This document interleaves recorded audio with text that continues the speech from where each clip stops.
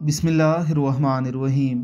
حضرت ابو ایوب رضی اللہ تعالی عنہ بیان کرتے ہیں کہ میں نے جب بھی حضور نبی اکرم صلی اللہ علیہ وسلم کے پیچھے نماز پڑھی تو دیکھا کہ آپ علیہ الصلوۃ والسلام جب نماز سے فارغ ہوتے تو میں آپ کو یہ دعا کرتے ہوئے سنتا: اللہم اغفر لی خطایا وذنوبی کلہا، اللہم انعشنی واحیینی وارزقنی واہدنی لصالح الاعمال والاخلاق انہ لا یہدی لصالحا ولا یصرف سیئہا الا انت۔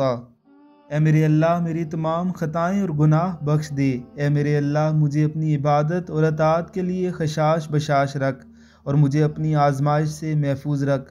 مجھے نیک اعمال اور اخلاق کی رہنمائی عطا فرما۔